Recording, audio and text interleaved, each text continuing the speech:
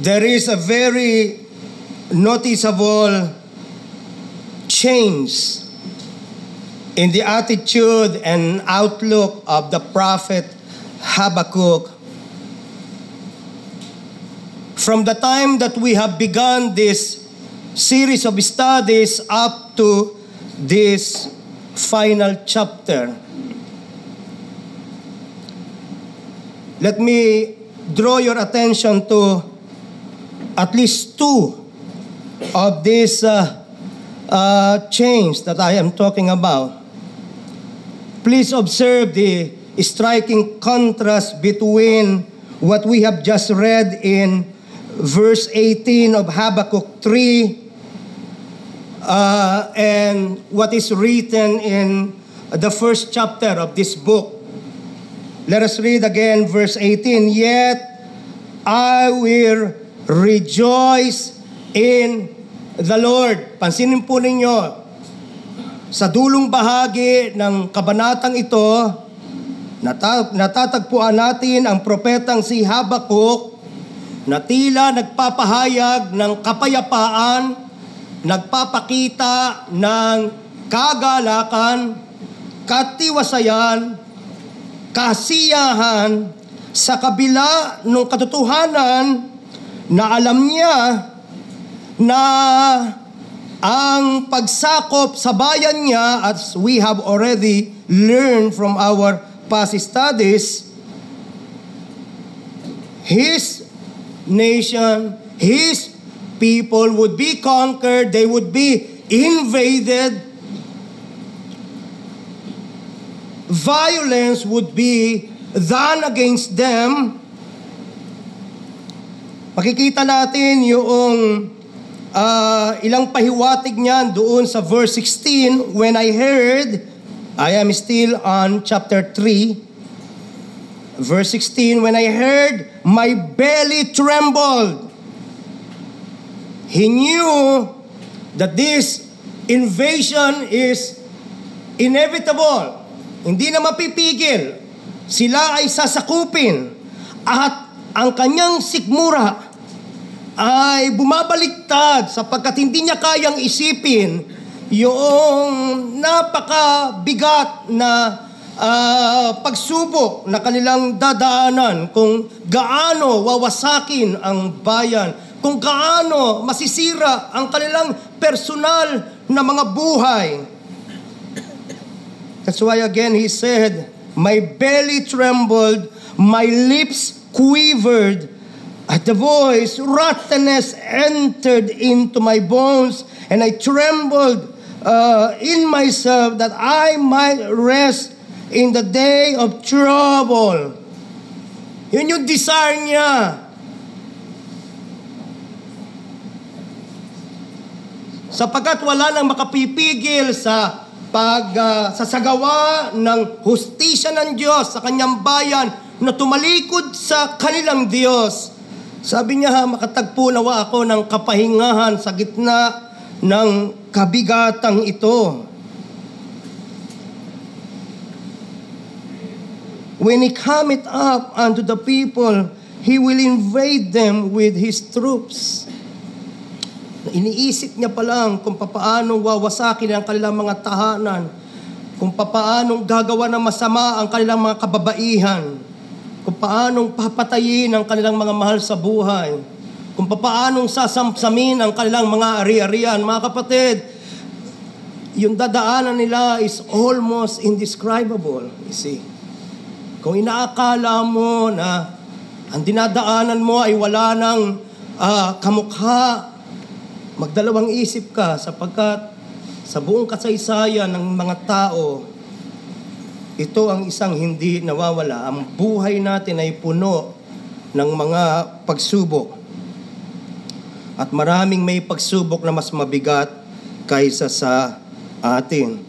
And yet, against that background is this attitude that the prophet Habakkuk has. An attitude of peace, an attitude of serenity, an attitude of total surrender to the wisdom and to the power of God. Saan nanggaling yun? Nanggaling tayo, nagsimula tayo sa pagtatanong ng propetang ito sa Habakkuk chapter 1. So balikan natin yung Habakkuk sapagkat nagsasagawa tayo ng comparison.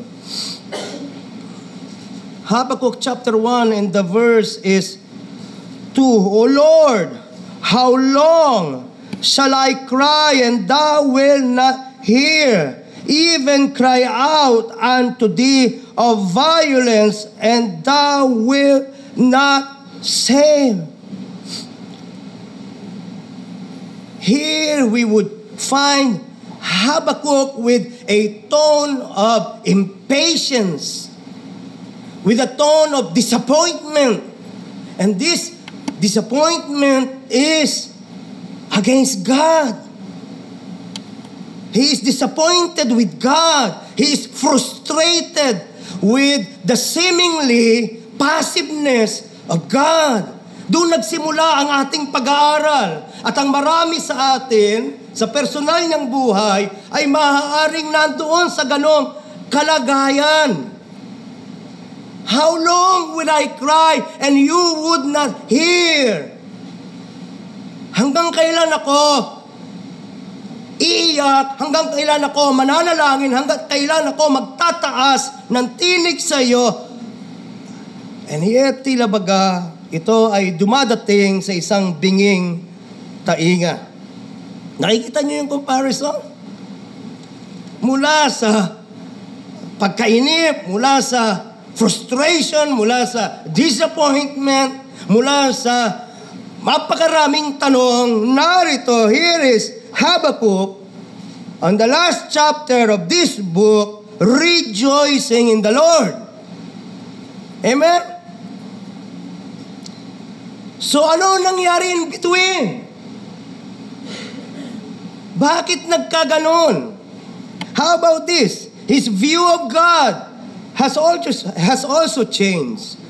Nagbago rin yung kanyang pananaw sa Diyos. Nagkaroon ng transformation from complaints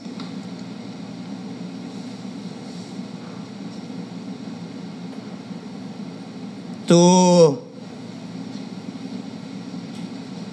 complete trust and rest upon the Lord.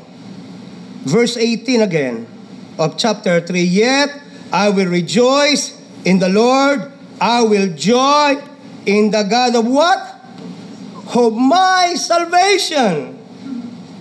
Kita natin dito yung recognition, yung pagkilala. Panginoon, ikaw ang aking tagapagligtas. Tandaan po ninyo yung pinaka-backdrop. Ano ang pinaka-background natin? Matutuloy ang paghatol. Wawasakin sila, gigibain sila. At ito ay marapat sa kanila sapagkat sa mahabang panahon, binaliwala nila ang tunay na Diyos at sumamba sila sa mga Diyos-Diyosan. Hindi naging papel, hindi naging sentro ang Diyos sa buhay nila. Walang papel ang Diyos sa buhay nila. At sa mahabang panahon, may pagpapaalala, prophet after prophet, reminded them to go back to God, to turn their eyes toward God, and yet walang pagbibigay pansin.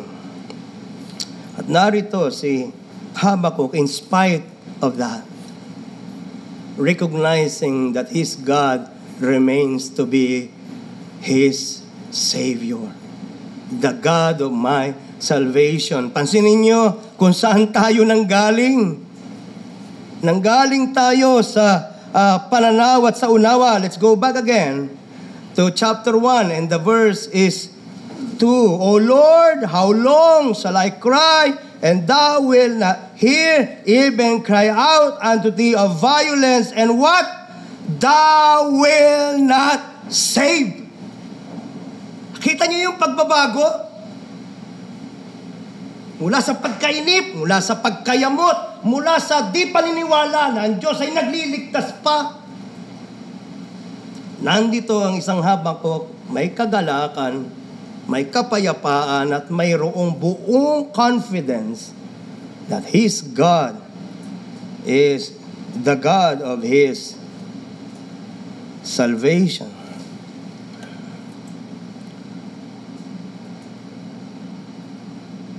Nothing has changed.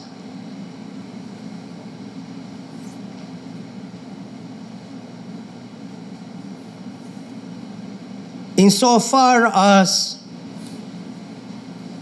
the events that have been prophesied to come to pass,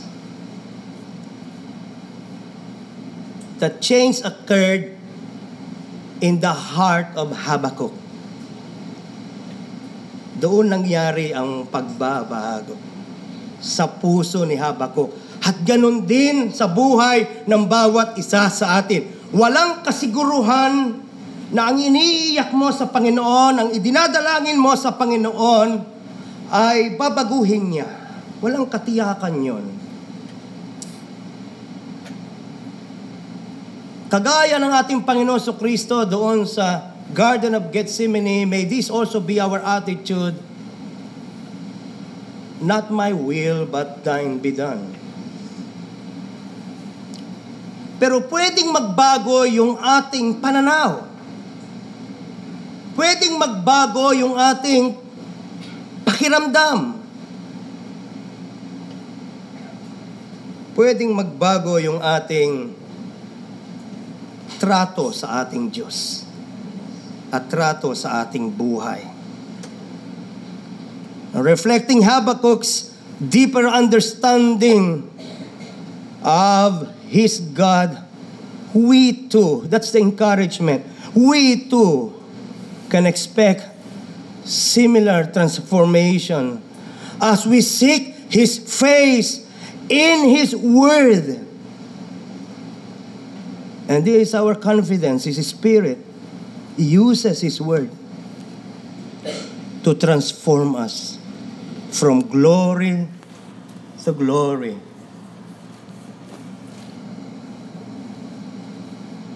Habang binabasa mo, habang pinagbubulay-bulayan mo ang kanyang salita, at habang umaangat mula sa mga pahina ng mga salita ng Diyos, ang isang maluwalhating Diyos,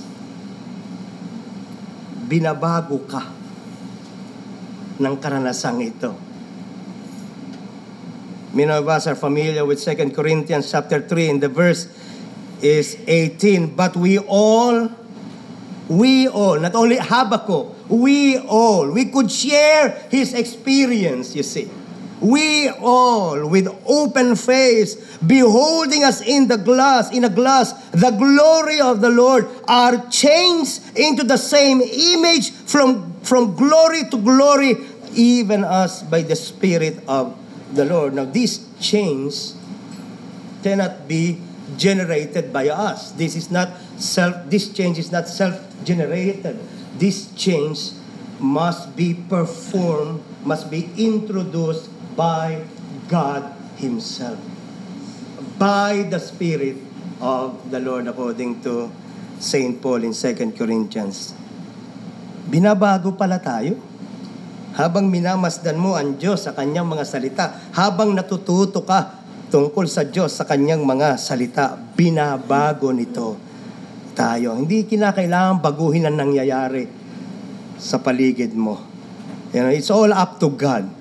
You could ask Him to do something about your situation, but the final decision is all His, not ours. Sa Kanya yun eh. Pero pwede tayong magbago. Pwede niya tayong baguhin.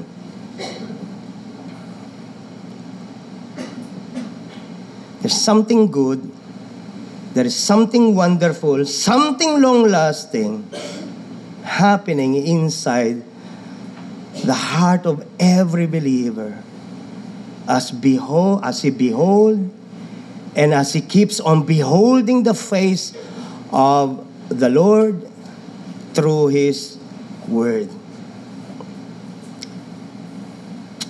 Hebrews 11:6, but without faith it is impossible to please Him, and he that comes to Him must believe that what? He is. You must believe that He is. You don't argue with God. You don't question God's Godhood. You must believe as He is. He that cometh to Him must believe that He is and that He is. You must not only believe that God is God and I am not. You must also believe expectantly that He is a rewarder of those that what? Diligently seek Him. Na hindi ka uuwing basyo. Na kapag kahinanap mo ang Diyos, na mayroong pusong handang makilala siya, that He will reveal, He will unveil Himself to you. He is the closest to the brokenhearted. I'm telling you.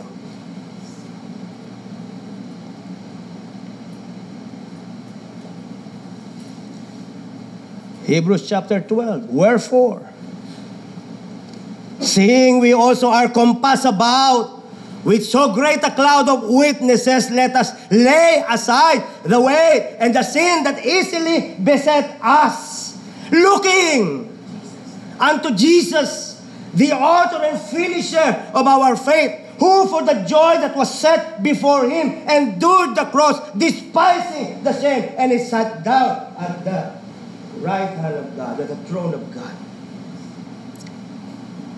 You must look to Jesus.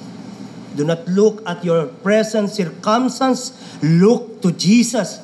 Do not look at the people around you. Look to Jesus. If you look only to me, you would be offended. You would stumble because I am not perfect. And because I am not perfect, sooner or later, you would see imperfections in me. Don't look to me. Look to Jesus. By faith. In faith.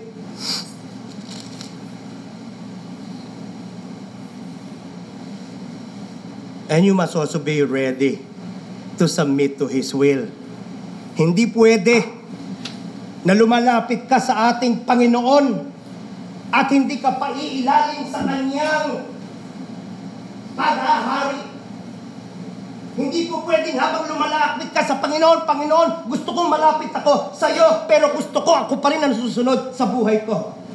That's an oxymoron, you see. It cannot happen.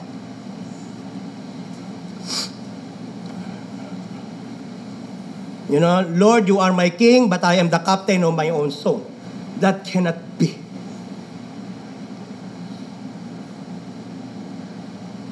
Pipiliin ko lang kung ano gusto kong sundin sa Biblia. No. Take it or leave it. Hindi ka pwedeng mamili dyan.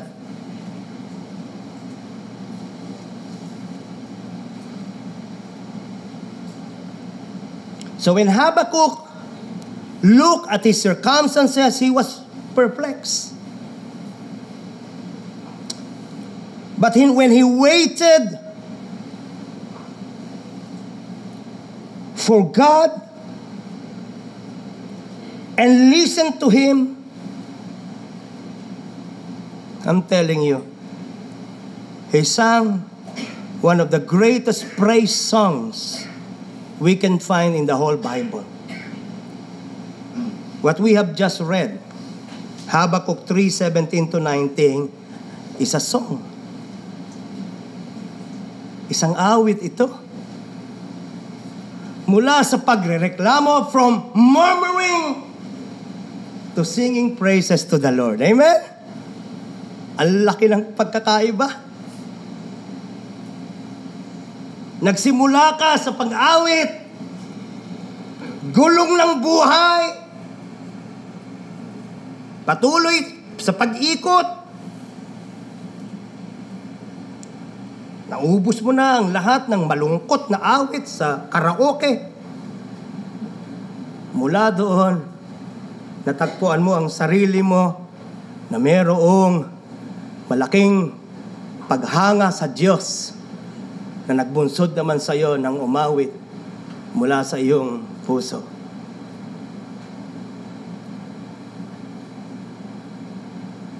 A mighty fortress is our God, a bulwark never failing, our helper. He amid the flood, all mortal ills prevailing. Oh, what a song.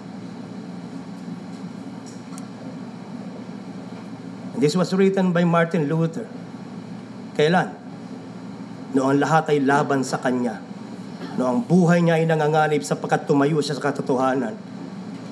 Nabuo ang isang masarap at nakaluluwalhati sa Diyos na pag-aawit.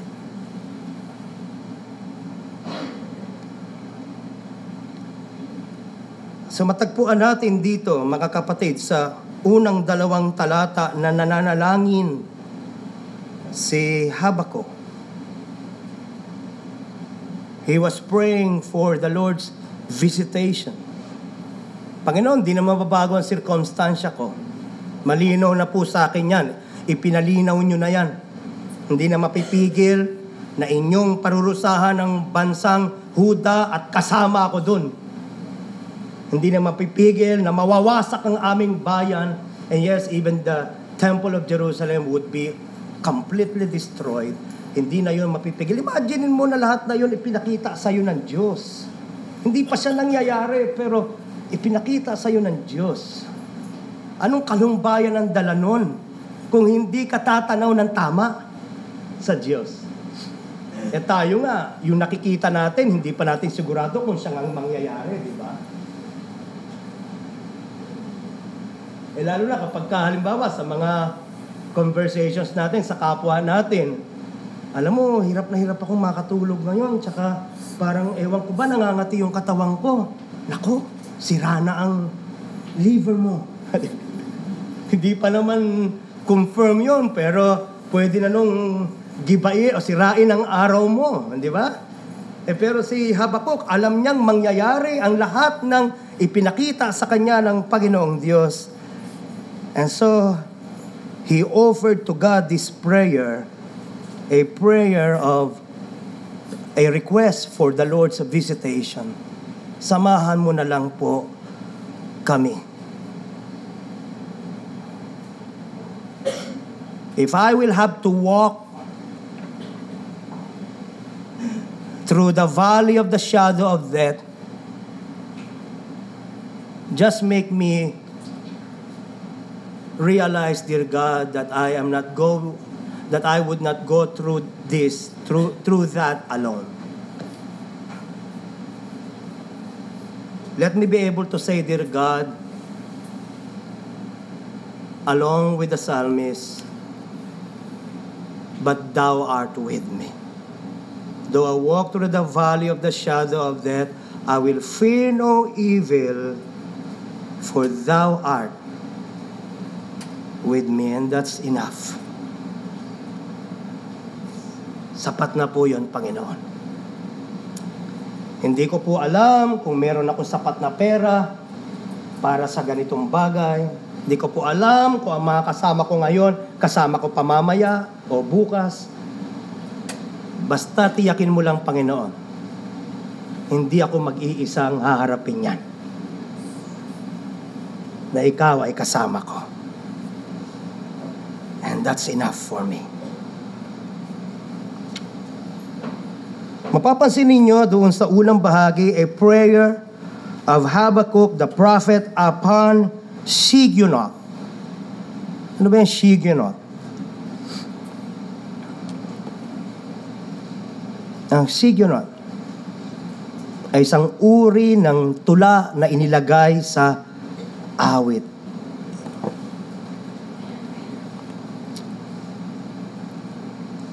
And interestingly, isa sa mga definition na natagpuan natin, it is an enthusiastic and triumphal music. It is not just a song. It is an enthusiastic and triumphal song. Hindi ito awit na pagtitiis, pagtitiis. Kundi awit ng pagkatagumpay, awit ng pagtitiwala na pagkatapos ng lahat ng ito, ang Diyos ay patuloy na makikita ko na ipagtatagumpay ako.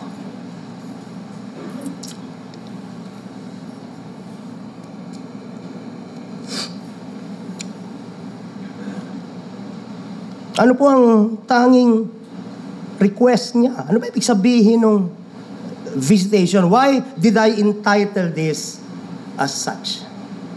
Ibig sabihin ng visitation. Kasi nanggaling yun doon sa kanyang hiling. Ang sabi dito sa verse 2, O Lord, I have heard thy speech and was afraid. O Lord, revive thy work in the midst of the years. In the midst of the years, make known. In wrath, remember mercy. Yun yung nilalaman ng kanyang panalangin. He was asking the Lord to revive him. To bring him back to God. To reveal himself afresh and anew to him. Balik mo ako, Panginoong Diyos, sa iyo. Yun, doon po ako nahulog.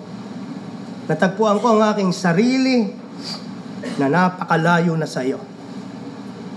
Kung ang ibig sabihin ng paglapit sa iyo ay ang pagbigo mo sa lahat ng mga tinatawag kong pagtatagumpay ko, so be it.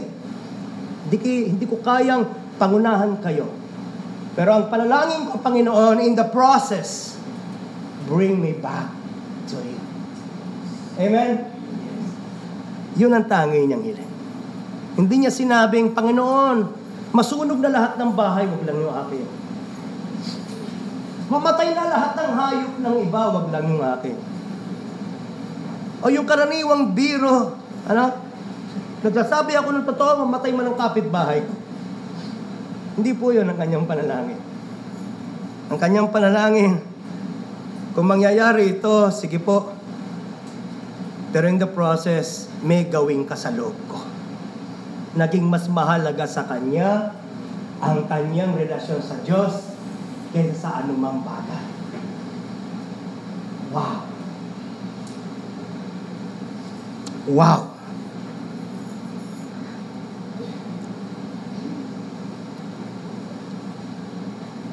And you know what? Hindi lang natin nare-realize Kung anak tayo ng Diyos, yun ang ultimate target and aim ng Diyos sa buhay ng bawat isa sa atin. Maaaring nagpapaikot-ikot lang tayo, pero kung anak ka ng Diyos, hindi papayag ang Diyos na may mas mahalaga sa buhay mo, mas mahalaga pa sa Kanya. Hindi siya papayag. Kung walang ginagawa ang Diyos, yun naman yung panahon magtanong tayo. Examine yourself whether you be in the faith. Prove your own self. Baka kaya walang ginagawa ang Diyos, hindi ka naman bahagi ng Kanyang kaharian. Ibang usapan na yun. Magbalik ka sa Diyos. Bumaling ka sa Diyos. Kung gayon ang iyong kalagayan. Hindi niya alam kung anong ibig sabihin nun, mga kapatid. Hindi niya alam na more or less 75 years ang lilipas bago matapos ang kanilang Babylonian captivity.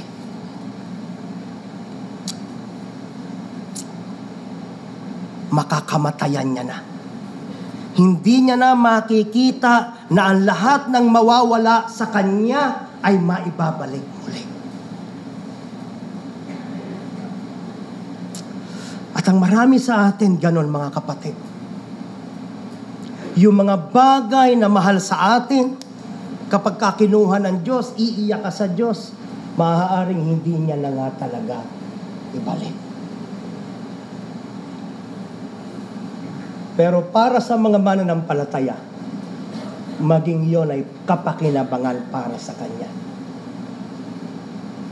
Sapagkat ang nag-gain niya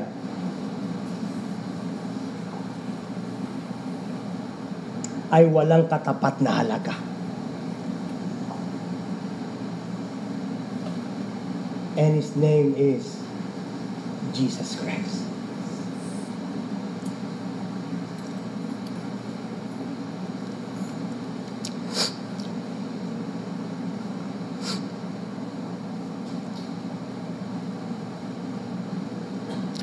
Magandang senyales yan mga kapatid eh. Ibig sabihin, dadaan ng mahabang panahon bago makakita ako ng kaunting kaayusan sa aking kalagayan. Minsan, yun ang kailangan eh.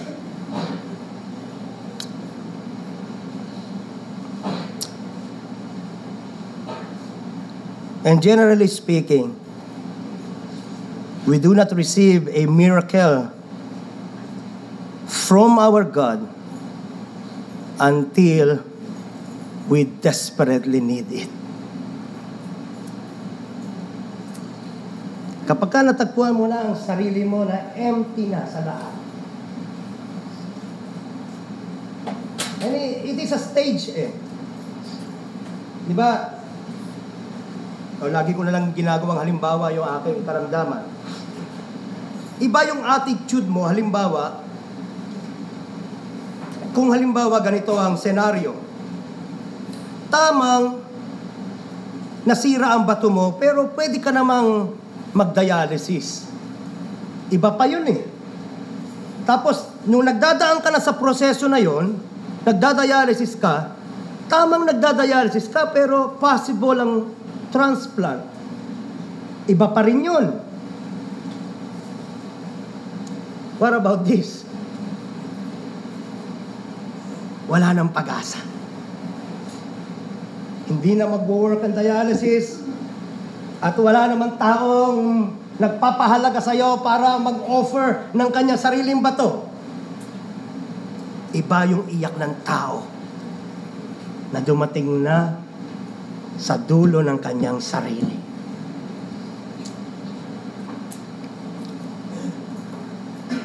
At that's where our God shines the brightest. That's where His glory shines the brightest. Pagka talagang walang-wala na. Because He is the God of the impossibles.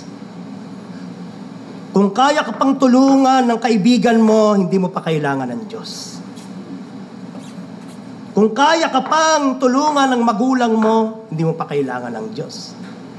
Kung nandyan pa ang asawa mo, hindi mo pa kailangan ng Diyos. Pero pagka dumating ka sa puntong lahat ng mga ito ay wala ng kakayahan na magdala ng katugunan sa iyong pangangailangan, doon ka tumatakbo ng seryoso at sincero sa Diyos. Gaya ka nang mapanood at masaksihan ang kadakilaan ng iyong Diyos.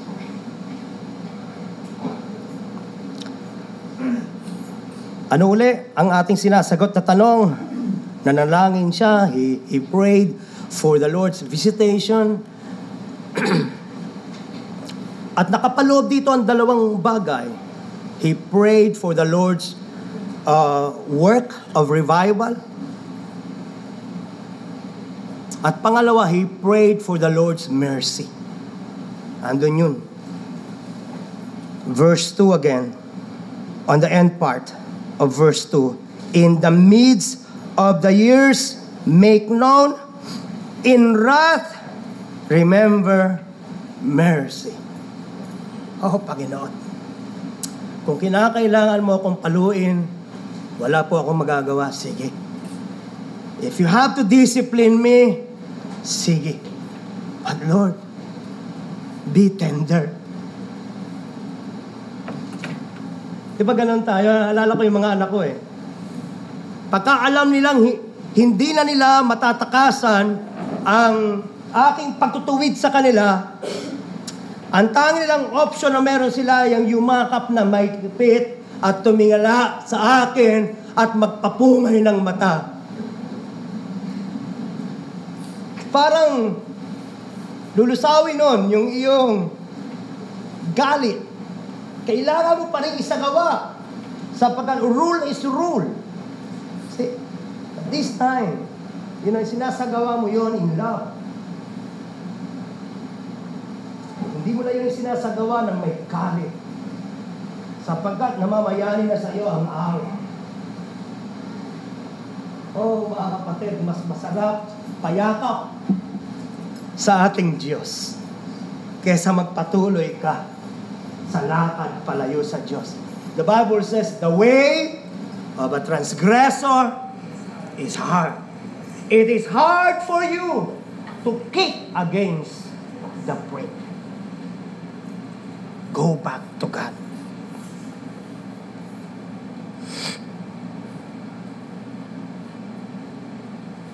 Ang pagbabalik sa loob sa Diyos ay laging nagsisimula sa ating individual heart.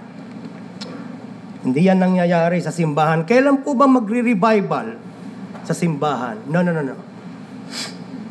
Ang pagbabalik loob sa Diyos, laging one person at a time.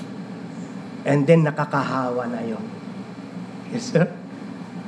Somebody said, revival is actually revival. You go back to the Bible. You go back to God. Yung matagal mo nang tiniklop. Yung matagal mo nang pinabayaan. Ngayon, gusto mong balikan, gusto mong basahin. At hindi pwedeng hindi ka mananabik sa Diyos. Hindi pwedeng hindi ka mananabik sa pag-aawit ng papuri sa Diyos, sa pananalangin, habang ikaw ay lumalapit sa salita ng Diyos. Kung bakit ka malamig sa Diyos, kasi malayo ka sa salita ng Diyos. Pangalawa, our second division. He did not only pray for the Lord's visitation, he also praised the Lord for His past intervention. Kasi, may ginawa si God eh. As he was praying, the Lord gave him a vision. Habang nananalangin siya, may ipinakita ang Diyos sa kanya. Anong ipinakita ng Diyos sa kanya? Lahat ng mga dakilang gawa na ginawa niya noong una. Ipinaalala ng Diyos sa kanya na hindi ito usapin ng wala na akong kaya at wala na akong magawa.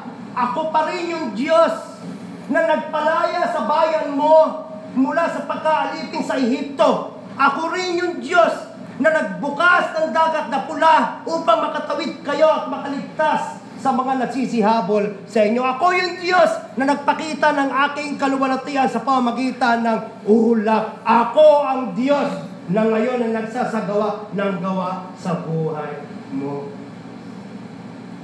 And this should serve as an encouragement to us. Maupo ka muna. Bago ka magreklamo sa Diyos, balikan mo muna yung kadakilaan ng Diyos sa mga nakalipas na panahon.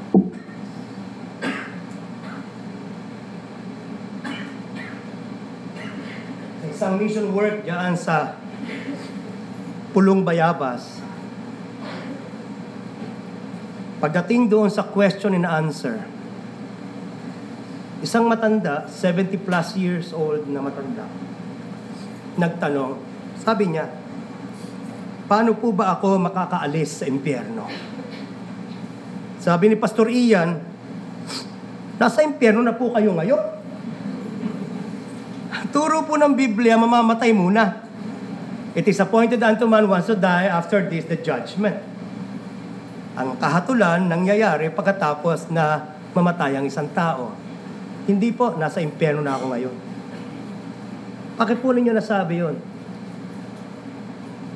7 taon na po nagdadialysis ang asawa ko. At yun yung tumawag ng aking pansin dahil I share the same experience, you see. And I showed to him the Word of God. I did not give him false hope. Pinakita natin sa kanya na ang turo ng Biblia is you are supposed to seek first His kingdom. First thing first. Huwag mo munang dalhin sa harapan ng Diyos yung lahat ng mga sandamakmak mong reklamo. Ang itanong mo muna sa Diyos, ano ba ang kalagayan mo? Ang itanong mo muna, ano ba ang kalagayan mo ngayon sa harap ng Diyos? Ikaw ba'y lumalapit sa Diyos? O natagpuan mo ang sarili mo na dinatna ng problema, mabigat na problema na ang tawag mo impyerno ng buhay na ito? Nung panahon lumalakad ka palayo, yun muna. Dahil kahit ibigay na sa iyo ng Diyos lahat ng pangarap ng puso mo, hindi pa rin yun sapat. For the Bible says, what does it profit a man if he gains the whole world and lose his own soul? What shall he give in exchange for his soul? Misplaced po yung inyong emphasis. Hanapin mo ang Diyos. Yun na muna. Mahalaga ang kalusugan ng iyong asawa, pero hanapin mo muna ang Diyos. Magkaroon ka muna ng matuwid na kaugnayan sa Kanya. Dahil kahit pagalangin ng Diyos ang iyong asawa, sooner or later, lahat tayo may katawang nabubulok, nalulunga, at namamatay. Hindi mo nasusolusyonan ang pinakamabigat mo problema. Ba't ko yung binanggit? Sapagkat isa po sa mga nagba-Bible study ang nagkomento, Pastor, kayo po pala ay transplant. May kaibigan po ako, kada buwan, 50,000 ang inuubos niya para sa lahat ng kanyang gamot at lahat-lahat na. Totoo po ba yun, Pastor? Nabangiti ako at sabi ko, opo.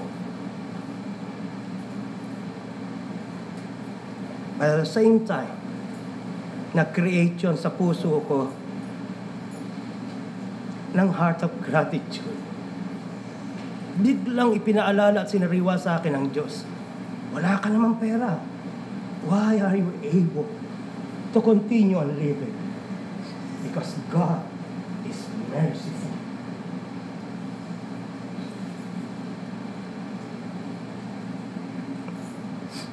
Balikan mo ang mga dakilang gawa ng Diyos sa buhay mo. Bago mo ibukang paminsan ang iyong labi ng pagdadaing sa Diyos, ibuka mo muna ito sa pagpapasalamat sa kadakilaan ng Diyos sa buhay natin.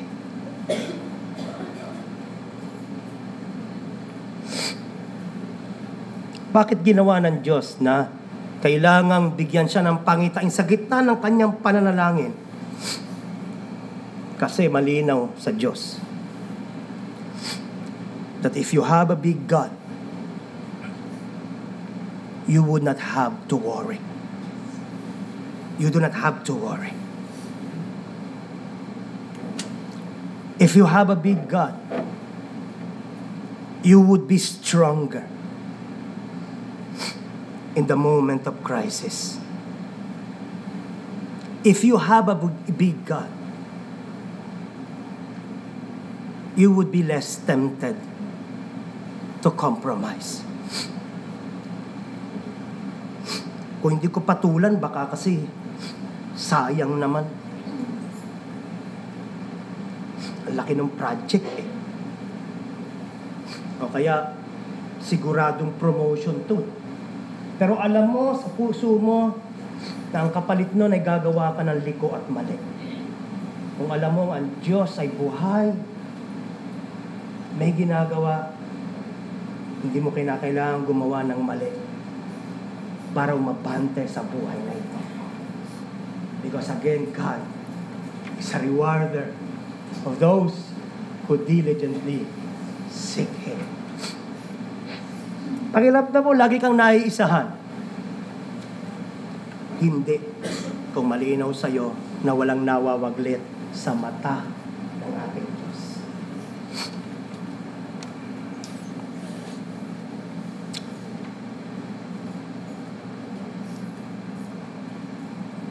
Ang pinakalundo nitong pangalawang division na ito, which goes to from Habakkuk 3 to 15. Ang pinakalundo yung nasa verse 13. Let's go there and read. Thou wentest forth for the salvation of thy people. Yun po yun. Nandiyan ka.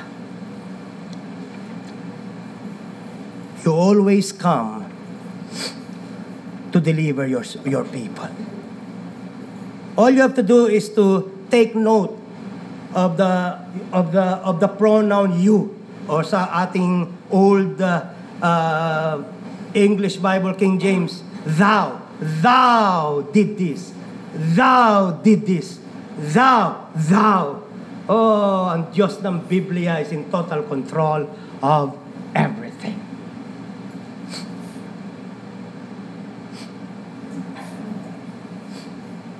Masarap mamahinga at makatulog pa nga kung alam mong yung iyong driver ay alam magmaneho.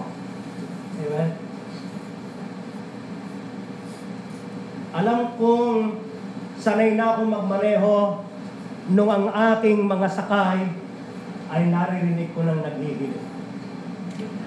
Sapagkat merong pagkakataon kung makakapit sila, ganun na lamang. Kung alam mo ang Diyos ay Diyos na more than capable, patakbuhin ang buhay mo at dalhin ka sa tamang direksyon, well then, pwede ka nang magtutulog. Pwede ka nang mamahinga sa presensya ng ating Diyos.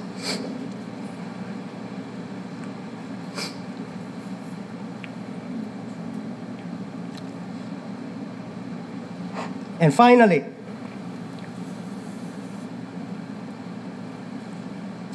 since the judgment of our God is inevitable, ano na lamang ang kanyang request?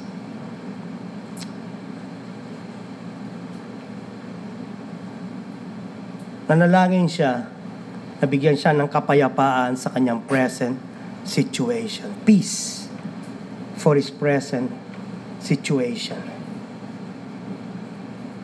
For those who are jotting down my outline, let me repeat again. Prayer for the Lord's visitation. That's the first division. Chapter 3, verses 1 and 2. Secondly, praise for the Lord's past intervention. That's from verses 3 to 15. And finally, peace for his present situation. That is from 16 to 19. You know what? Ang masarap maipaalala sa ating mga sarili, kagaya ng sabi ng Book of Psalms, in Psalm 103 and the verse is 14. He knows what we are made of. He knows that we are made out of dust. Alam niya yung ating frailty. Alam niya yung ating karupukan. Alam niya kung hanggang ano lang ang kaya niya. At alam niyo kung anong ginagawa ng Diyos? Binibigay niya yung higit sa ating kaya. Akala mo, ang karamihan nating naririnig, alam ng Diyos kung ano ang kaya mo lang. Alam niya na ikaw ay gawa lang sa alabok. So, yun lang yung measure ng bigat na ibibigay niya sa'yo. Yung kaya mong buhatin. Di ikaw rin yun.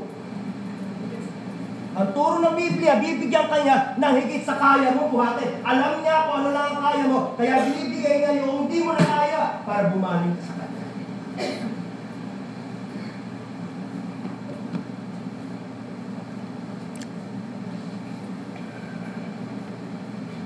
At ito yung disposisyon ng kanyang buhay at dito natapos ang kabanatang ito. Again, let me read to you verse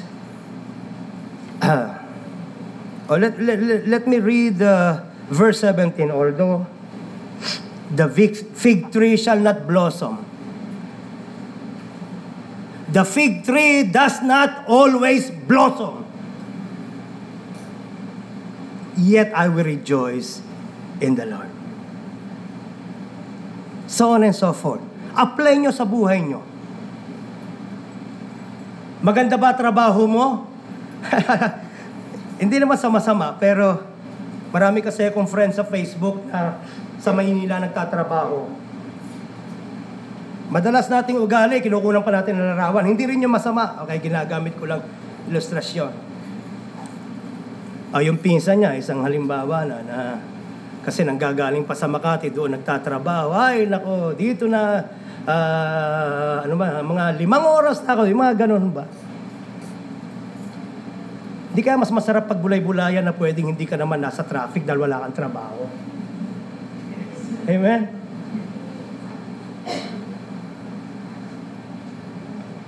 Apply natin sa buhay natin, mga kapatid.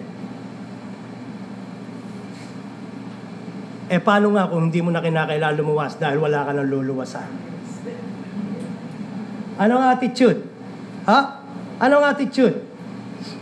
I will rejoice in the Lord. Ano nagbago kay Habakuk? Why? Why the change from worry to worship? Why? What happened? He walked by faith. He lived by faith. Habakkuk chapter 2 and the verse is 5. Prior to that, sabi niya sa chapter 1, verse 3, why dost thou show me iniquity? Why dost thou show me? He was living by sight. Nakikita, show me, nakikita ko lahat. Nakaka-discourage.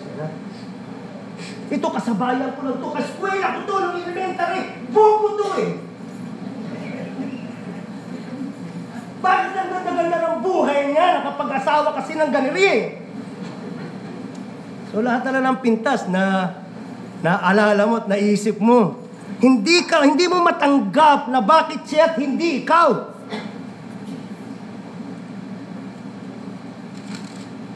Nananalaytay sa ating dugo yung sense of self-entitlement. Anyway, ayoko ma-redirect at baka magsimula ako ng another sermon. Ang paalala lang, hindi lahat ng gusto mo nangyayari. Ang mahalaga nandoon yung kagayakan na magsabi, yes, Lord. Sige po. In the meantime, I will rejoice in you. And I will sing the most triumphant songs that I could find for your glory. Praise God. So, iwanan ko kayo sa tanong. Kapag ka hindi na nagbunga ang puno ng ulibo, apply nyo sa sarili nyong situation. Pastor, lansones pong nasa bakuran namin eh.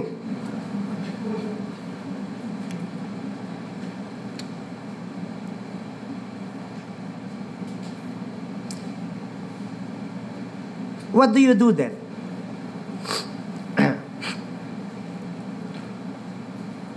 You can get angry with God and then give up.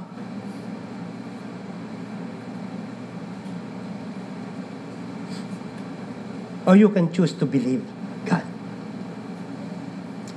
Yun yung dalawa mong pagpipilian. So far as the prophet Habakkuk is concerned, he made the decision. I will wait patiently. I will rejoice.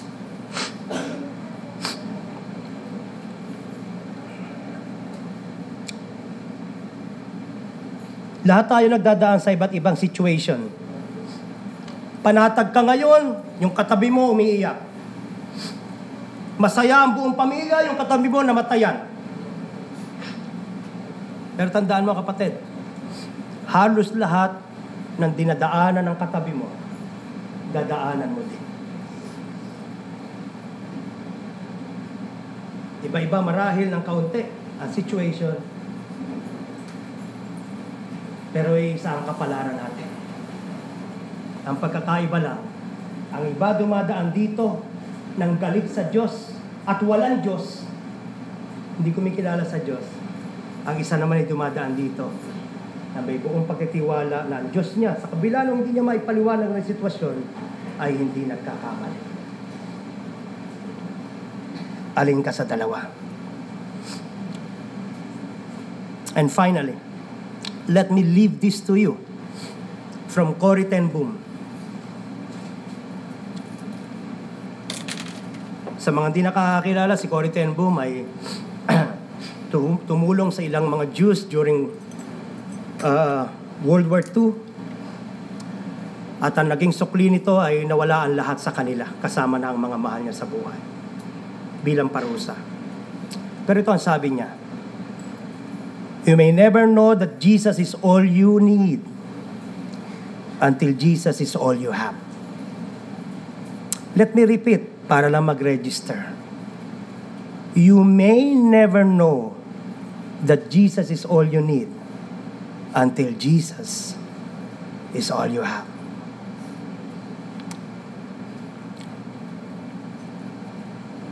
Brethren,